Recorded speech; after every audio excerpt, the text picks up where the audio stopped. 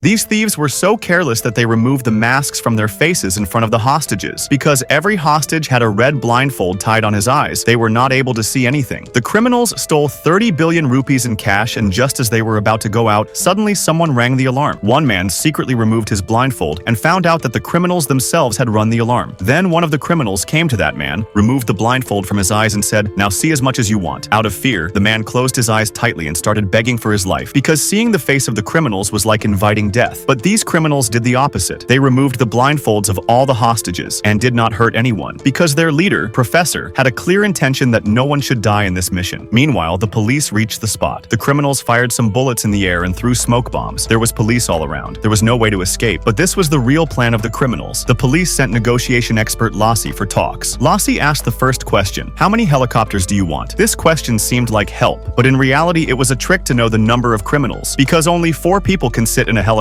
The professor replied, "Only 1 will be enough." Hearing this, the commander was shocked. It means that there are 4 or less criminals, they can now enter and catch them. But Lassie got suspicious. She thought this could be a trap. She protested, but the commander gave the order. The special force reached the main gate. They inserted a camera inside from under the door. Everyone was stunned to see what they saw. At least 30 people were standing inside with weapons. The commander was thinking. Then a soldier gave new information. The criminals have put the video of this entire incident on the internet. When the police saw that video, the truth came out. All the hostages were also dressed like criminals. Now, it had become impossible to differentiate between real and fake. In fact, the aim of these criminals was not the 30 billion rupees that they had looted. Their real plan was something else: to capture the government note printing place called Mint and take control of the employees there and directly print new notes. That too, without any tracking system.